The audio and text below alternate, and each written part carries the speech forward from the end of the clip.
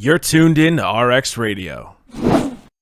Like, if this was like Lethal Weapon done in 2023 or 2024 with in the UK, that would be the best. Welcome, Daniel and Vish, to the podcast. I appreciate you guys taking the time to come on. Also, can you hear my cell phone ringing through the background as it comes in? Tremendous. It'll only annoy me for the entirety of the episode. Great. Love that.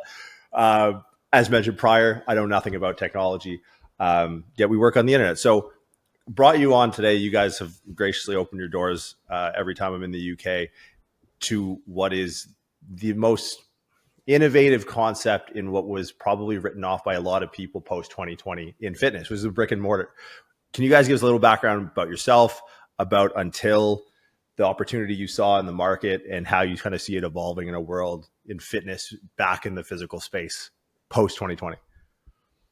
Sure. Dan, do you want to kick us off? Yeah, so Dan, one of the co-founders of Until. My background's in sort of sports science, strength and conditioning. Spent the best part of a decade working in professional sports and high performance environments, predominantly across the southwest of Wales and the west of England in a variety of different sporting environments. Played around in a variety of sort of sports, anything from rugby all the way through to combat sports. And alongside that, I worked in a variety of sort of commercial gym spaces, boutiques, really getting a feel for the good, the bad, the ugly of the industry, as well as experiencing the best parts of that pro sports had to offer in terms of multidisciplinary approaches, expert facilities and technologies, before coming back to London and kickstarting a freelance career, which is where I met Vish. And a lot of those learnings from those years in pro sports and commercial and freelance spaces have sort of shaped the way we think about our space as well as our offering. Great. Yeah, thanks, Steve. I do not have sports and conditioning or frankly really a health and wellness background, but I do have healthcare. So I, like, born and raised in London, moved to New York as a 20-something, wet behind the ears person who basically wanted to tell people I was moving to New York. I joined a healthcare startup, knew nothing about either.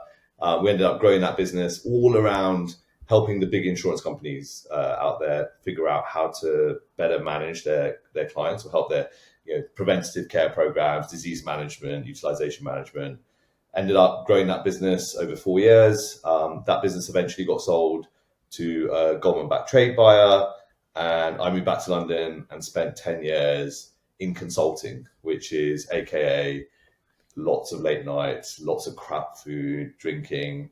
And then, so firstly did that in a big strategy firm, then did that for an innovation firm, which involved me like inventing new products for Absolute Vodka. So you can imagine it was going downhill. Subsequently started my own consulting firm. That's when I realized if I don't fix my own health and wellness, there's just no way I'm going to be able to continue to build that business. And then along that way, I met Dan. Dan had the unfortunate job of trying to get me back into shape. And so, whilst I was starting hair salons and starting bridge financing companies, the obvious next step felt like starting a gym. And that's when we started the conversation about Until. What year did that start? 2018. Yeah. So I started training with Dan in 2017, made sure he was a good guy, which I still have questions about. And then we decided to start looking at building the business in 2018 and pulled in some of the other founders. Yeah. It did start off as a much smaller version of what it is today. So it started off with a few sort of key sectors, which were predominantly personal training, physiotherapy, and nutrition. And then it slowly started to broaden as the time we spent on it started to increase. We started to add more sort of layers to it as the team built up as well. So if I'm getting this, you trained Vish, and then collectively, this pinky in the brain, you decide who's who. You guys hatched this scheme of starting your own brick-and-mortar gym facility. I don't know which bit Jordan's more shocked about, the fact that you trained me and I trained, or whether we started a bricks-and-mortar gym. I mean, look, that's where it started. So this was all in a pre-COVID world, right? This was all in a world where bricks and mortar was pretty core to the way people address their health and wellness needs. And so it wasn't as crazy as it sounded back then, albeit the model which we had imagined then and now employ was still the same one, which we can get into. Yeah, I think it's because, I mean, a lot has changed. The precedent set and the value of the brick and mortar space was so clearly reproducible, right? We would have been coming off the heels of F45 and a partial exit from their founder around the same time, 2019, if I'm not mistaken. And, Barry's boot camp is knocking on the door. So it, like you said, it wasn't crazy, but I think post 2020 brings not only an element of like uncertainty of the brick and mortar space and fitness long term, or as we saw the emergence of like Mirror and Tonal and things like that, but also a little bit of trepidation around the idea of co-working space, right? With like WeWork, and you guys are both seemingly sober, which is tremendous, because I don't think if we had the CEO of WeWork on here that dude would be sober at all. But it's like an intersection of ideas that seemingly, from an execution standpoint, you guys have found very smooth air in a time that was like very turbulent in the intersection of both of your primary core businesses. Because and I'll let you guys kind of explain the model, but I'd be really more interested in like the inception story behind the idea of like, I'm assuming you were training in something that akin to a normal commercial gym at the time. What was the impetus? What was the conversation? What was the hole that you're like, we can do this better? Well, I was going to say, like, I was our target practitioner today, who we're looking to liberate. I was that person. So I was doing long hours, charging a high cost for my sessions, but getting very little of the portion, getting very little of that pay packet back to myself. So I guess that's what initially stemmed the conversation. Then bit by bit, we built some bricks on top of that, and the thinking sort of expanded over time. But I was patient zero. Yeah, I mean, look, I guess it's really simple, Jordan, right? I was a naive consumer who realized that if I don't start looking after my personal health, I was not going to live a very long and healthy life, right? And that's not a trend that started in COVID. It started long before that. COVID, frankly, accelerated it. But training with Dan, spending what felt like a little small fortune with him, and seeing that most of the money went to an operator who had nothing to do with the relationship that Dan and I had. They just provided the space. Didn't really make sense to me. Equally, starting personal training got me to open my eyes into my health and wellness isn't just down to my physical health. It's down to, so short training helps, but I should also be thinking about recovery. I should be thinking about physio. I should be thinking about my mental health. And so it was almost the beginning of a journey where I was employing all these different practitioners to help me on my journey. And it was hard. It was hard finding a good one. In fact, I've been through a number of personal trainers, a number of physios, and but they're all different. And I guess, what I felt was missing was a brand or a location that I could go to where firstly, I felt like I would find quality practitioners, people that knew what they were doing, people that could really help me. But secondly, and do that in an environment that felt world-class, but where the value and the earnings sat in the right place, right? It didn't feel, I felt like bricks and mortar operators had for too long taken too much of the income from a practitioner. Like why is Dan working 60 hours a week, to just earn a living and live in a city like London and still just scraping by, right? It just didn't stack up, especially when it wasn't like he was charging low rates. When you started to look at it from a business mind, right? So you form a relationship with Dan, you start taking your health seriously, and the intention is really driven selfishly, right? At this point, it doesn't seem like, I'm going to get into fitness to explore this as a potential market, albeit, someone would look at that and be like, yeah, that's a very sound business decision. If you look at the expansion of, the global fitness market, especially in the gym membership space, it's not ridiculous to think that someone could look at that objectively and be like, I'm going to enter into this space because even crumbs are worth hundreds of millions of dollars. When is it that the business brain started to take over, and what were like some of the early hurdles of like, hey, I want to change the model, but I see why the model is the way it is? Yeah, I mean, look, it started with us looking at the business model of existing operators, and actually, me and Dan weren't in a commercial gym; we were in a personal training space. So, looked at the commercial model, and I did what a typical business person would do, and I was like, let me run the numbers. Let me first get into the Excel. Let me build the model, and frankly, expected to see the numbers and go, oh, there's not much margin in here, or it's quite a tricky business, and building a model which had more of the value going to the practitioner is basically like paying your employees more money, right? How much? I didn't expect there to be much margin in it, and was surprised by when I ran the numbers, it showing a different picture, showing that we could build a very profitable, very scalable model where the value exchange was changed. But then we spent 18 months because I was convinced that I was missing something. Right? I was convinced that it was such an obvious opportunity for me that I didn't understand why no one had done it before. And so we went and spoke to loads of people from the industry, and whether it was the CFO of LA Fitness, whether it was the ex-FD of one of the leading gym chains, to just understand the economics and just understand what that looked like. And funnily, at the time, I was running a consulting firm, and one of my clients was a real estate business, right? So we took all that stimulus and realized that theoretically there was an opportunity on the table. And this opportunity was build these physical spaces, charge these practitioners, whether they're training practitioners, whether they're treatment practitioners, whether they're coaching practitioners, charge them a monthly membership fee, and then charge them a much smaller fee for when they see their client, right? So let's take Dan. Dan's doing 40 sessions a week. At the moment, he gets paid, let's say, £20 a session, right? And I'm paying as a consumer £80 a session.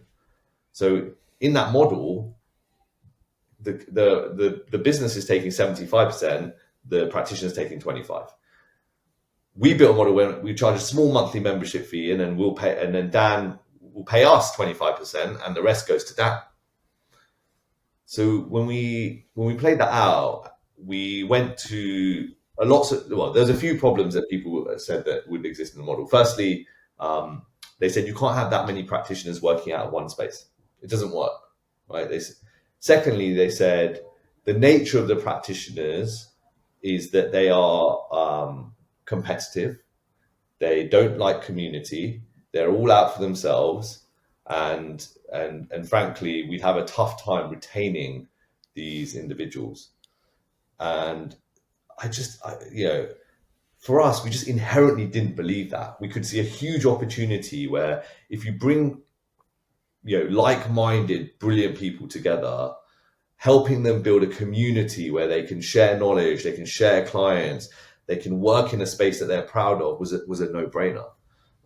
Because when you looked at the options today, it was go take a salary, don't get paid very well, go freelance, be like Dan. Or the third option, which I'm sure loads of your listeners are thinking about, Jordan, was let me go set up my own gym. Let me go set up my own, physio center, my own chiro center. And that's the dream, right? For lots of people, that's the dream. And for the small percentage that actually get to live out that dream, it's not a dream, it's hell. Because they go from loving what they do, having all the flexibility, to now being the janitor, having to deal with real estate people, having to deal with taxes and planning and all the crap that comes with running a business. And they realize that instead of Dan getting to spend all his time with people like me, which he loved, trust me, now you're now having all your time dealing with the accountant and dealing with taxes and stuff you don't love. So we just thought it was a no-brainer to build an infrastructure where we went, no, guys, you guys do what you do brilliantly. You guys spend your time and energy going, like, learning and earning. So learning from brilliant people like yourself on how to be better at their craft, and then earning, and we'll take care of all the crap. Because, by the way, we'll take care of the crap for all of those practitioners together, and we can make money from that. I love how Dan is sitting there just vehemently nodding his head going, yeah, I used to love training. Now I'm the janitor and I do the taxes. It's like, thanks for narrating my pain, asshole. Now, I mean, let's talk, because I think of the ledges I've talked coaches off of in the last couple of years, one of them is really second guessing or doubling down on, hey, have you considered all of the trials and tribulations of building out an in-person facility, right? Like from the bathrooms to the parking spaces to the conditional use permits. Like, do you have enough parking spaces? What's the fire code? Like, is this like, it's just an exhaustive, endless list. Now you guys have to deal with those lists for a living. What in that process, like if you were to advise someone, like someone who's just looking to build a one-off facility, because obviously, like, you know, there's probably an inverse economies of scale here where these problems precipitously drop per relative percentage of location. It's like, you know, maybe 1 point or 0.75 or 0.6. It's like, it's not like having double the permitting problems. It's not like having double the bathroom problems. I got one plumber that goes to 3 locations. For the people, like when you guys started your first facility, what were the initial, like, are you fucking serious? Are you serious? Vish, what were the initial roadblocks that you're like, yo, can we just go back to the other gym and just pretend like I never said anything? I mean, there's loads, isn't there? Yeah, we had some really interesting moments. I think dealing with real estate sounds very glamorous, but in reality, there's huge delays. There's expenses that pop out and crop out of nowhere. There's managing people. There's, gosh, what do we have in the first? I mean, one of the best ones was we'd taken our space. We're about to sign the agreement, and our landlord came back to us and said, we've just adjusted your floor plan a little bit because we forgot about a bike ramp that has to now run through your premises that we promised you. So we're like, okay, having already designed it, done the layouts, organized the gym, everything, this was one of the issues. And so they went, but don't worry, we're going to give you this extra bit over here on the right-hand side. And we're like, okay. What they forgot to mention is that underneath the extra bit they gave us is one of Europe's biggest screening rooms for Warner Brothers. Editing studio. It's even more sensitive. Editing studio. Yeah. And so you can imagine that having a gym above an editing studio is probably not the most ideal circumstance. So that was one of the biggest clangers. Yeah, that put some friction between myself and Vish when I said, look, we've got to spend an extra 40 grand on flooring just because of a small subsection of floor. It's not the best way to kickstart a new business. So look, I mean, stuff like that cropped up all over the shop. Like, even like, it doesn't sound like a massive bit, but even when they moved the staircase, we had to redo the acoustics testing. We had to redo all of the planning across the building because it materially changes these things. These small changes have big impacts, and then there was a whole bunch more. But yeah, I mean, you know, being in a new building, we had building works that continued for the first 12 months, and so look, you could kind of crowd out the drilling on the floor above with a bit of music in the gym. But in our therapy rooms, it's probably, it was not ideal, let's put it that way. And, you know, someone's getting what's meant to be a relaxing massage and someone's trying to come through the ceiling. It's not a good look. I think, Jordan, we our funniest one, which we still laugh about today, is we had set our touring dates. So we had tours booked in on this 1 week where we were going to launch our sort of touring schedule. And there was a delay with the build, meaning the floor hadn't been laid throughout our space properly. So we toured people through our building and their feet were sticking to the floor. It was a disaster. It was an absolute disaster. Yeah. Now you're at 3 locations now. Yeah. Certainly you've pushed the envelope with every location. I've been to 2 of the 3. Previous conversation makes it seem that the 3rd location, the envelope is pushed again. Does anything surprise you now? Like, our neighbors is one of the biggest, editing studios in the entire world. Shit. The bike ramp pushed us 40K over. We're touring people through the house and we have to put like little plastic things on their shoes. With pushing the envelope, I'm assuming it comes with new challenges. I'm assuming it comes with, new obstacles. Like, how callous, and this is me speaking as a business owner myself, like how callous has the startup business space made you? Like, or maybe callous is the wrong word, but is there resiliency that comes with, because I'm assuming you guys aren't stopping at 3. Is there kind of this like London Blitz mentality of like, we come out of the tunnels and like, okay, we survived another one. You'll never take us alive. Like a Churchillian type, like, you know, cultural reference, but does that, or do you guys ever just get tired?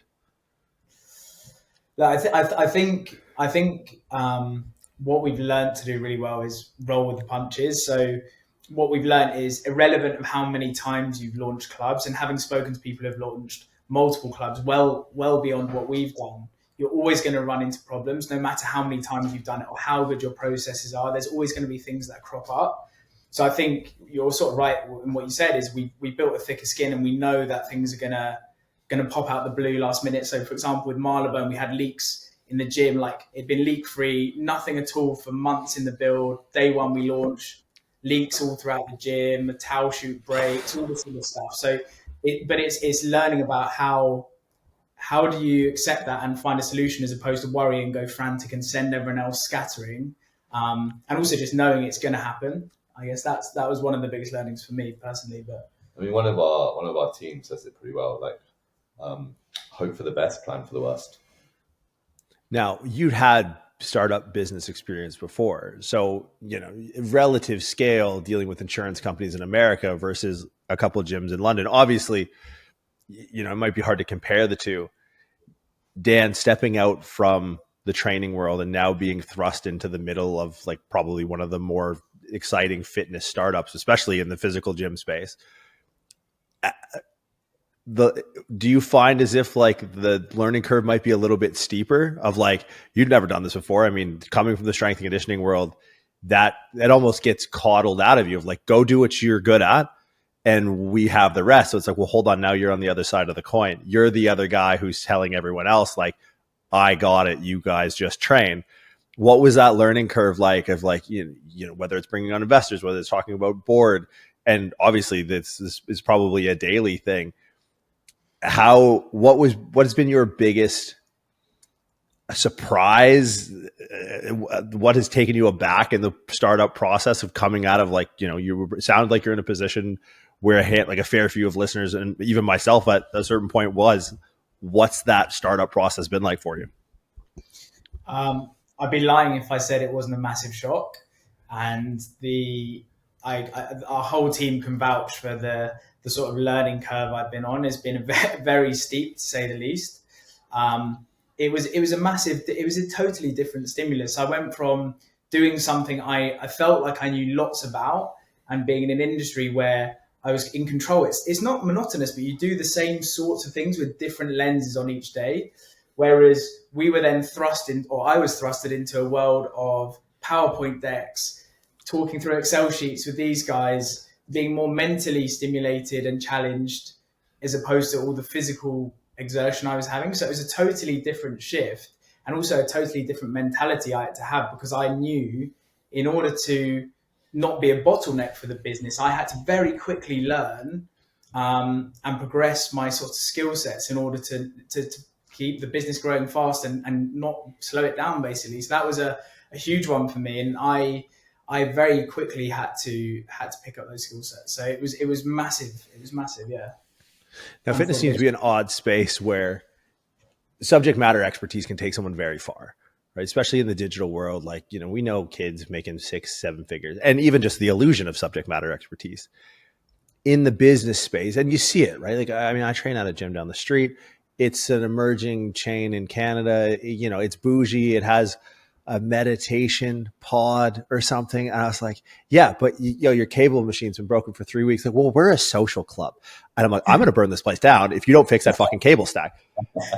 Being the purist and being like, you know, the subject matter expert, but now kind of having to be at the behest of like, well, this is a business and the point of a business is to make money. Is there, or was there? Because I've been in the facilities, and kit wise, that's a British term, kit. I'm, you know, Churchill kit. I'm basically British. It's one of the best kitted out gyms I've ever been, from the dumbbells, the selection of the equipment. I'm like, Vish did not pick that. Sorry, Vish, you might have learned some stuff since 2018. This is a veteran playbook. How do you guys balance the purity, the authenticity of the product and the space coming from your background with the balance sheet? Yeah, it's a question we get asked quite a lot, actually, which is, we know that because we target the top quality professionals in London right now, we know they expect to deliver the best service possible to their customers. So whenever we think about equipment, we want to ensure, irrelevant of where that piece of equipment is from, we want to ensure it's the very best piece for what it does. So our push has always been, and Vishal has always been, you sort of always supported me in this philosophy, is we always make sure we can supply the very best for what these practitioners need, and then we'll find a way to make it work. It does work within our model anyway, but we before every new opening of a club, we always make sure we speak to members, understand what they want from their equipment. So yeah, the first club you saw in Soho was picked by myself with a lot of different practitioners' sort of insights and feedback. But that continues to evolve and change as we grow and scale our clubs. And I think we'll always stick by that. We'll always pick the best of the best for what's on the market at the time. I mean, look, if you're a practitioner at the top of your game and you're charging top money, you want to be proud of the environment you work in. You want to feel like you're working with the best. Like if we hire a designer and I give them a PC, I mean, I think PCs are the best business laptops, but if I don't give them a Mac, they're going to be like, if I don't give them a Mac, they'll be like, what? You want the best bit of kit. It allows you to do your best work. Do we need some of the equipment that we've got? No. Would a consumer know about it? Probably not. But if the practitioner does, they will sell the dream. The consumer, I didn't know anything about Eleiko before I started training with Dan, and it didn't really mean anything to me. And then, when I'm telling my friends outside, I'm like, oh, they've got these plates and they're Olympic style plates, and you feel like you're getting a better experience. But really, we ultimately want to make sure that the practitioners feel like, to your point, Jordan, you saying that this is one of the best kitted out spaces that you've seen hits the nail on the head. It's like, great, we're nailing the brief. And in fact, we'll keep pushing that because every site's got to be better. We won't be complacent. Like every site has to be the best in the market.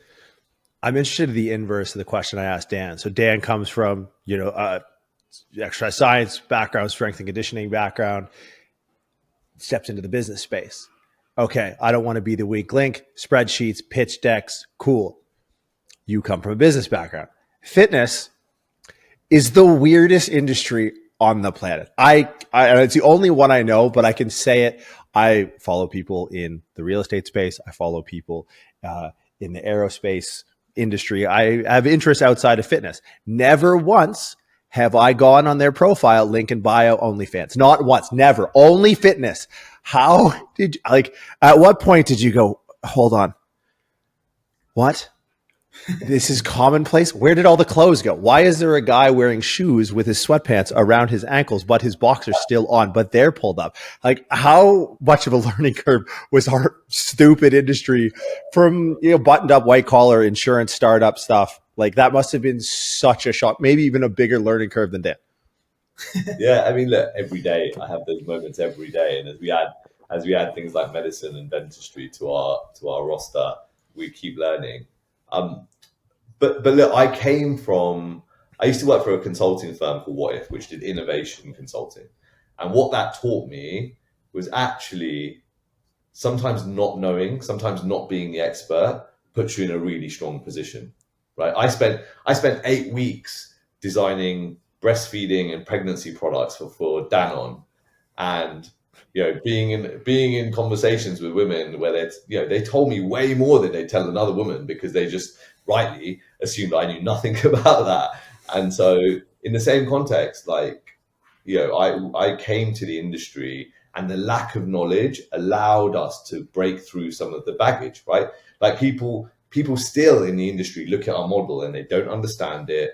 They don't know how it works. They can't comprehend it because because if you've spent 20 years doing something, you don't even know the assumptions you're making on a day-to-day basis.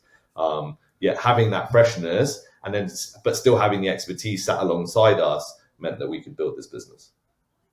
Now, your target is different. I think that's one of the biggest points of differentiation. Your consumer is the service provider, right? And then it's the exclusion criteria of of the space, of the caliber of the exclusion criteria, or the caliber of the space that then carries the result on positively to the end user, where obviously like a commercial gym, the focus is always the end user. What advantages and what drawbacks does the focus being on the service provider impose on this? Like, obviously it can't all be sunshine and rainbows of a quick frame shift to, we need to pay attention here and everything will trickle down and be all good. What has that framing done? What are the advantages and drawbacks of framing the sole focus of your consumer being the service provider?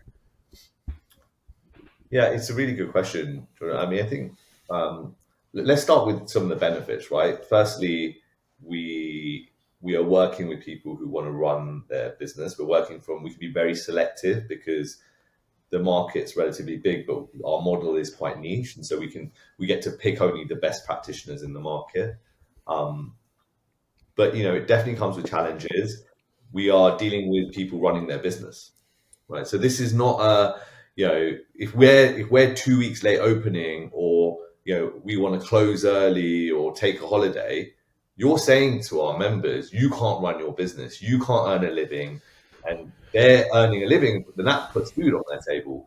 And so that becomes, the stakes are much higher, right? Sure, if you close a gym and someone can't train for a day, they're going to be pretty pissed off, but it's not going to affect their ability to pay their bills. We do that and it affects them. I mean, so that's one of the things that we take really seriously, is making sure that these people are putting their trust in us to help them run their business.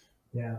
And I think one of the pros it does is, for years, what we see as quite an archaic industry is there's always been sort of a lifespan of professionals. So especially personal trainers, you don't see many of them working that far into their late 30s, early 40s. There's always a sort of life expectancy.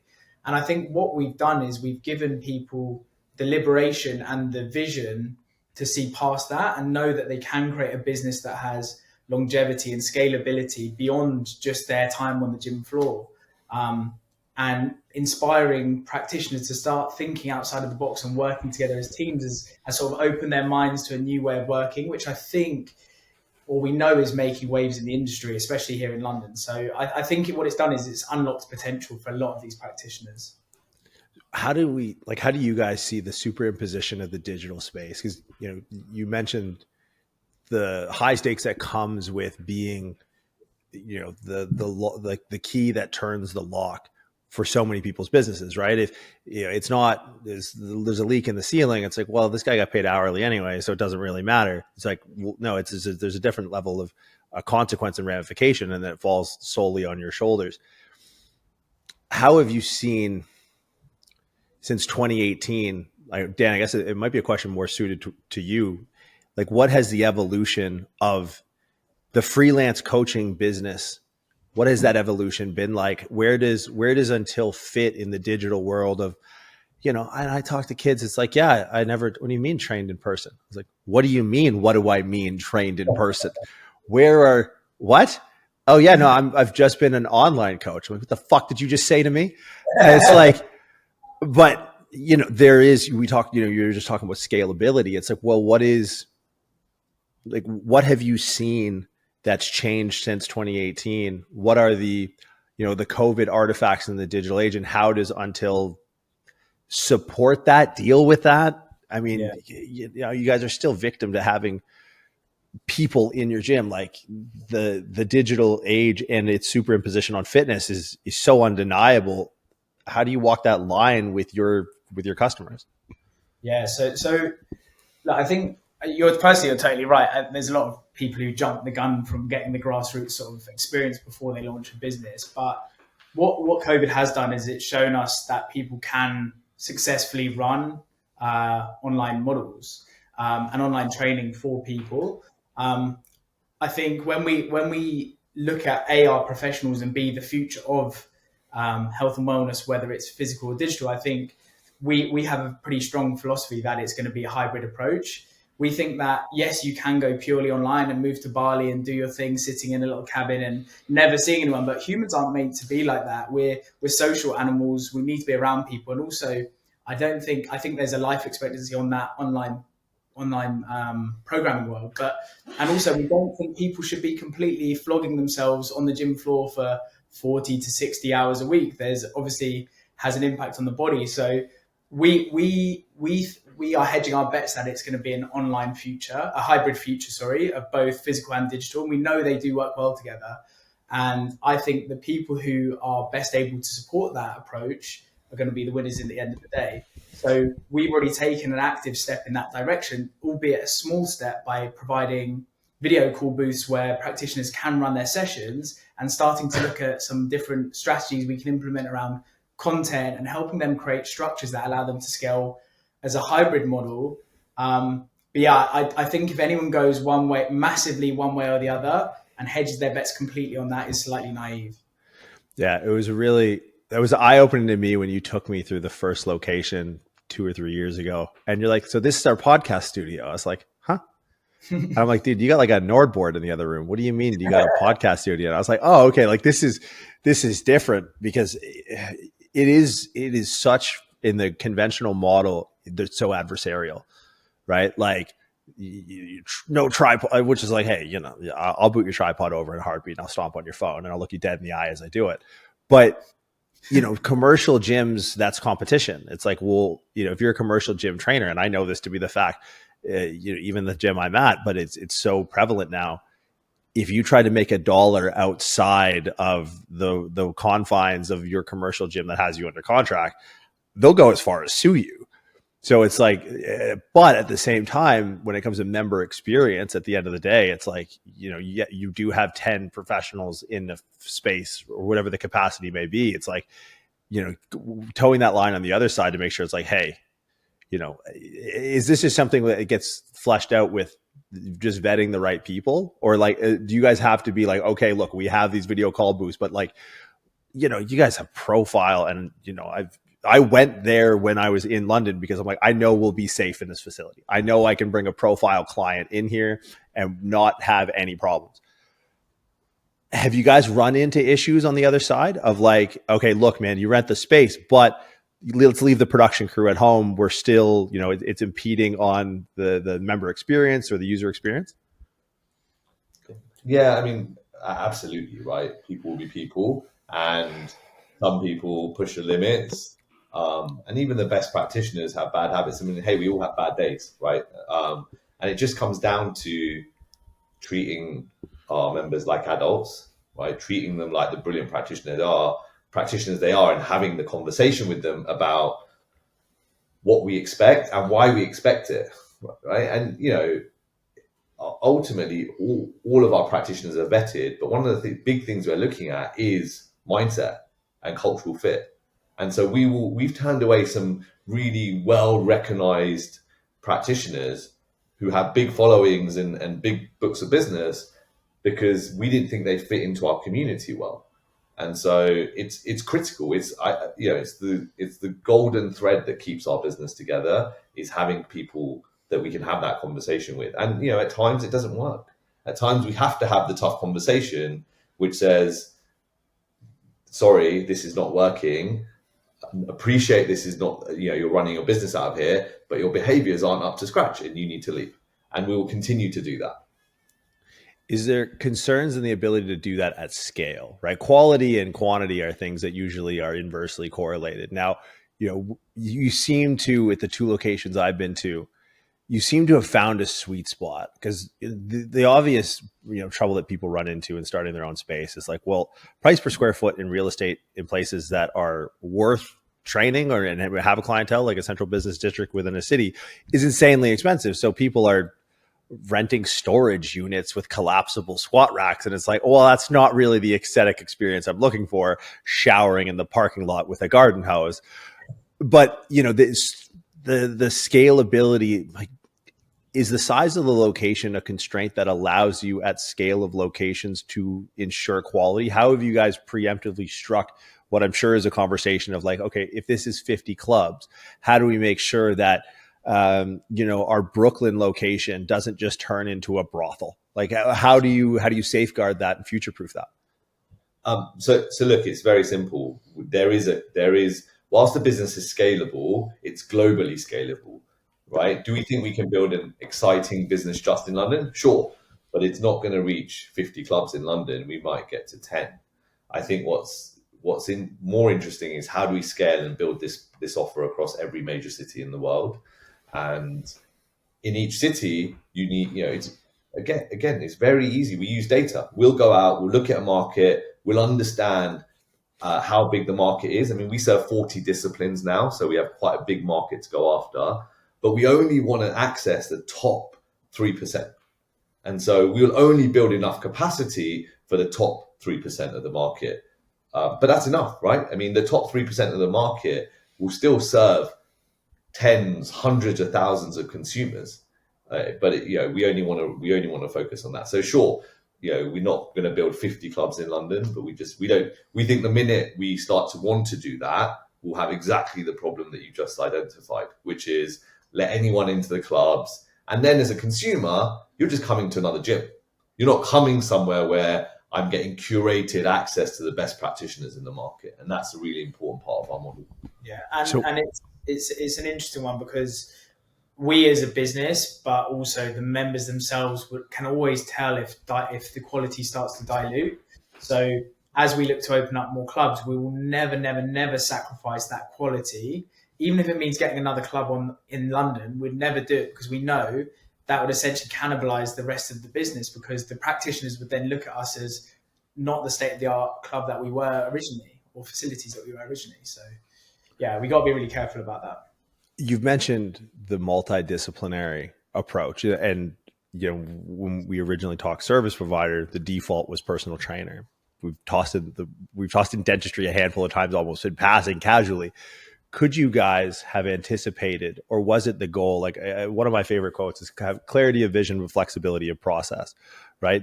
Do you guys have a crystallized, hey, in 2025, because you'd have to, or Jesus, 2020. I love how I'm so out. 2025 is like 13 months away, which is the stupidest thing to say. I feel like we have flying cars in 2025. It's next year. In 2035, maybe.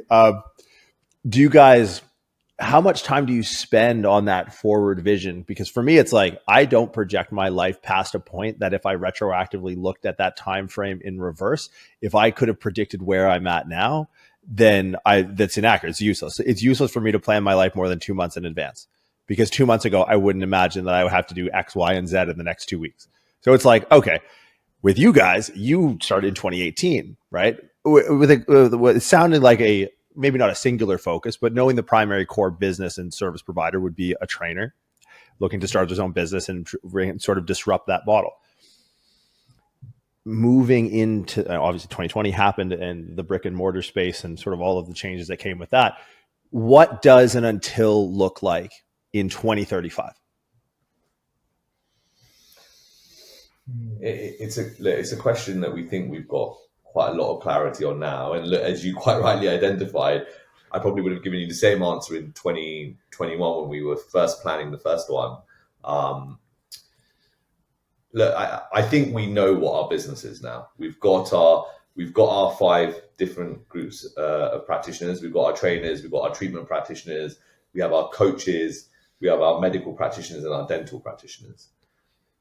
I think that is our sweet spot now. I think trying to stretch beyond that, we start to create a level of complexity that will just make it very difficult for us to scale with focus and quality that we are pretty keen on. How that evolves, though, is an open question. So we have loads. Given what we're doing, I think literally over the last 2 months, the industry has started to wake up around the impact we're potentially going to have. And so we're inundated with partners, whether that's health tech businesses, whether that's boutique gym owners, whether that's apparel companies who are keen to collaborate. And I think the world of real estate will continue to evolve at a pace that it just hasn't over the last 30 years. And so until we like to think of ourselves as the ecosystem of this new health and wellness emerging community, which has loads of facets to it: beauty, sleep, recovery, healthcare, dentistry. Whilst those industries have historically thought of themselves as quite different, As a consumer, you go, well, this is how I feel. This is how I look. This is how it's me and how I spend my money on that.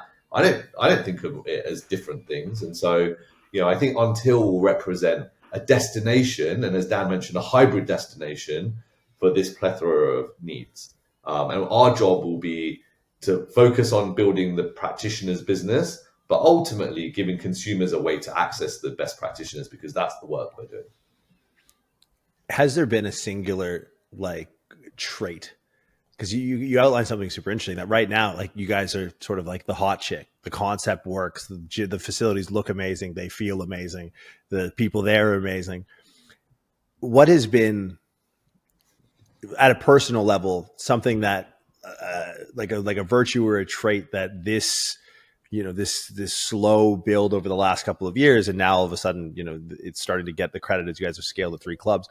What's been like the biggest individual lesson or trait that's been tested? Because I think of that situation of wow, you guys are in an opportunity where you could be spread thin. There's a lot that could challenge, I don't know, we're hardwired for that, right? We're so hardwired. It's no country ever was yeah, you know what, they're good over there. Istanbul was we're fine. It's the Byzantine Empire was massive. What the fuck? No one ever stopped there. How is the last, since 2018, what has been the biggest shift in you guys personally, do you find?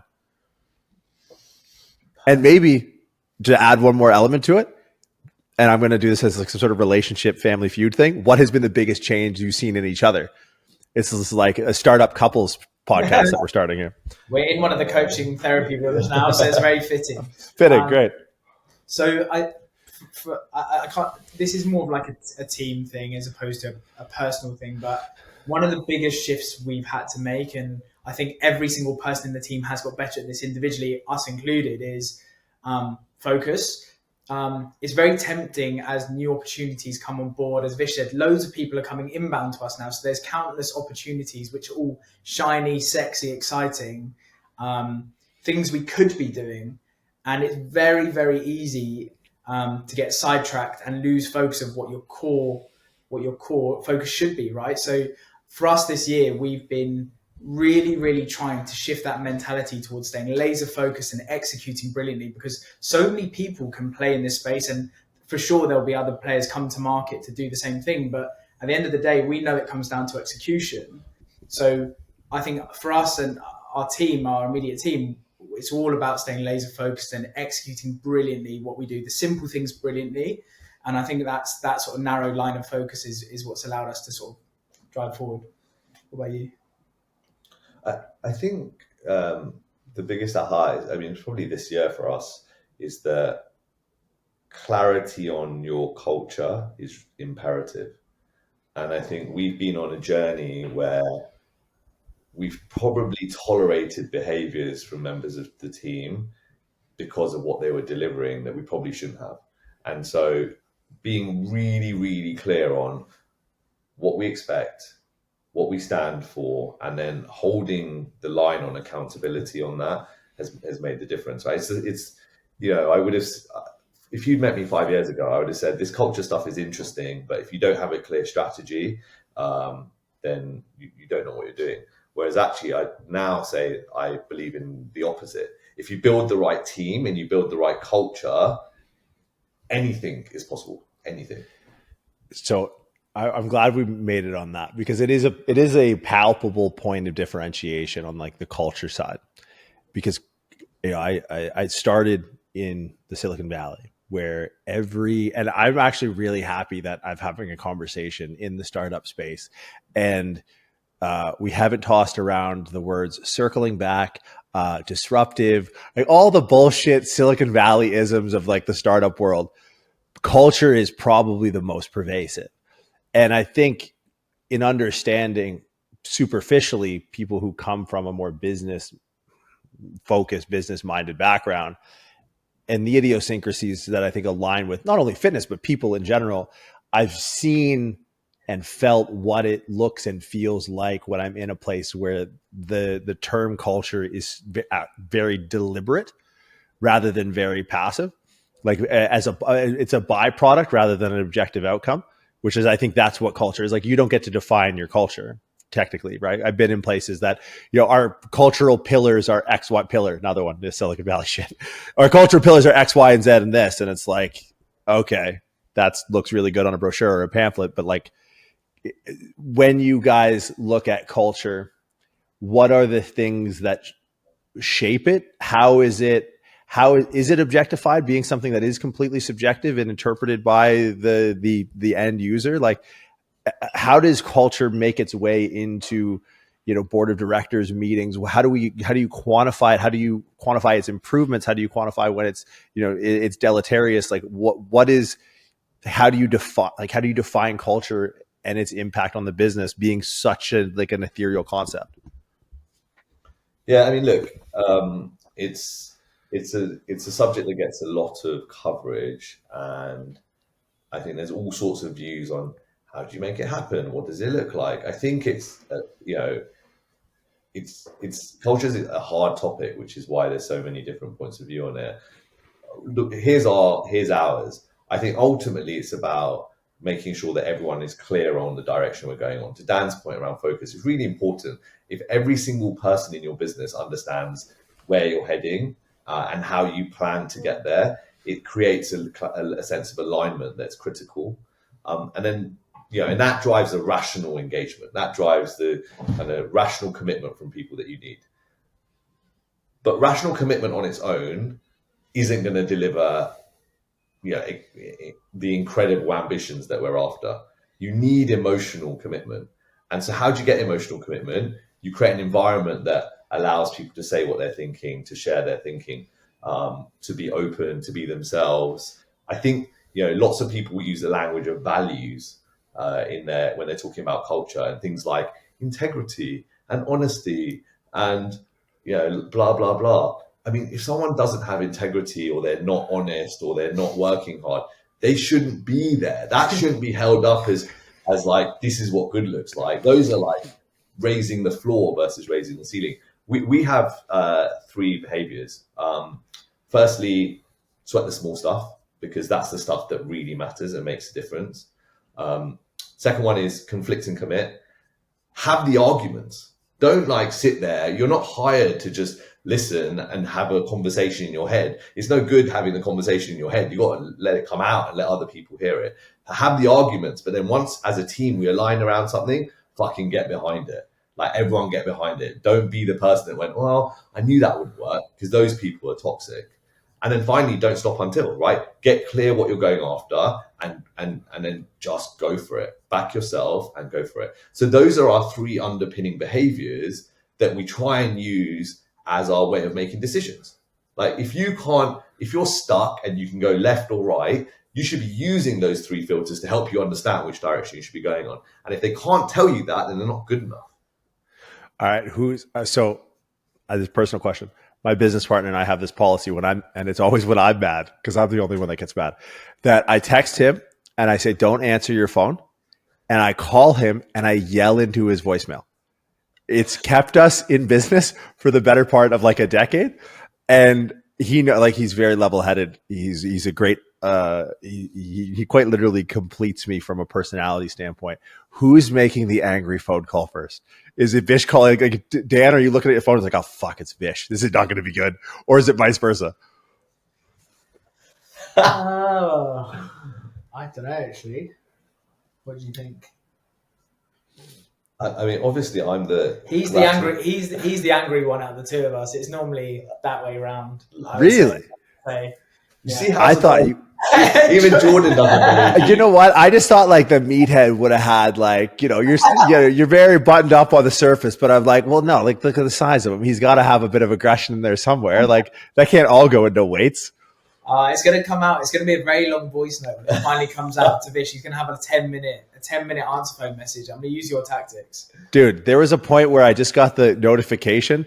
This member's mailbox is full. It was just all me just yelling. I was like, oh, dude, I'm going to send you an email. Your inbox is full.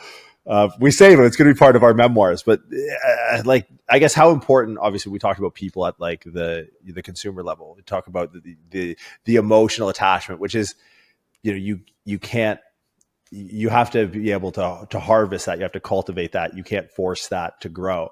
I worked at Apple, and I remember seeing when I were multidisciplinary wellness facility on campus, the number of Apple tattoos that I saw, and I was like, oh, this is why it's a $1 trillion company. Right? like some barista in the Apple cafe is sitting there with like a fucking Macintosh Apple on her forehead or some shit. I'm like, this is insane. Now, I didn't understand this when I got into business, but I get it now. It's like 10 years in with the same business partner. Vish, you obviously, prior to getting into this, had been in the business world. It is the longest relationship I've ever had and will ever have. Like, I have a husband named Jordan, and like, that's it. Like, no, that's it. But like, that is when I think of longstanding relationships. Dan, did you have pride? Did you know what you were getting into? I guess is like the question. Vish, you must have seen things characteristically. I've been like, okay, like this guy's, the ceiling, the floor is set. We can raise the ceiling and we can teach him spreadsheets and shit. But he has what it takes. But like, Dan, if you're anything like me and you got into business, you're like, what? Hold on, what am I signing? What do these words mean? Like, how has that learning curve been? Just having business partners, and like, how important has that process, or how difficult maybe has that process been of like communication, conflict, commitment, don't stop until it's done? Yeah, it was really difficult at the start, and I really initially I really struggled with a lot of the basic day-to-day elements of running a business. Weirdly, like, so I'm massively dyslexic, and as one of my first roles when we first got kickstarted, it was like, Dan, you're going to write the newsletter. And I was like, you've asked the most dyslexic person in the business to write a newsletter. And I was freaking out like every day, like, what am I doing? Like, it was massively challenging. But yeah, one of our other members of our team used to write my PowerPoint decks for me because I was so slow. And he was like, bloody hell, he came from innovation background as well. So he used to punch them out every day. And he chomped through them, and he referred to himself as my PowerPoint bitch, as his terms. But yeah, it was interesting times because I really struggled with that sort of stuff. And to say I've got it all locked down now would be a massive lie. Like, I'm still learning, and I've got quite a growth mindset around all this sort of stuff. So I throw myself into lots of external courses and learning opportunities so I can sort of accelerate that curve. But yeah, it was tough. It was really tough. You're like the Rudolph the Red-Nosed Reindeer. It's like, okay, when the fitness stuff happens, though, like, y'all gonna fucking need me. Also, can I get the number for that PowerPoint bitch? If you I just want to see like Daniel Chappell shares contact PowerPoint bitch. So +61 ... Yeah, for sure. I'll hook you up. Now, Vish, when you started in this, I guess a similar question, like, how has hey, I like this guy as a trainer. I'm going to take my health seriously. Why is this guy biking to work and can't make ends meet? He works 60 hours a week. Let's figure out a model. I'm a business guy. To, now we're 3 clubs later looking at the global takeover and going like, hey, I'm attached at the hip to my personal trainer from 2018. Is it crazy? Is it like, what has that process been like? I mean, look, I had the fortune of having been on this journey a few times before, and so successfully and unsuccessfully picked people to work with. And so, yeah, I mean, look, it was always a bit of a bet, but I think I think Dan he's not just a regular personal trainer. I think he brought a lot of hunger and appetite to grow, and then it's just about playing everyone to their strengths, right? And I think, but you're right in that it is like a marriage, right? It is probably stronger than a marriage because you're so economically tied together. But it's around allowing everyone to figure out what their spikes are and acknowledging that if you've got a spike, you've probably got a shadow. And let's not spend ages trying to fix everyone's shadows because it's what makes them brilliant. Let's start focusing on making their spikes even spikier and making them more successful through that route. And I think that philosophy bodes well.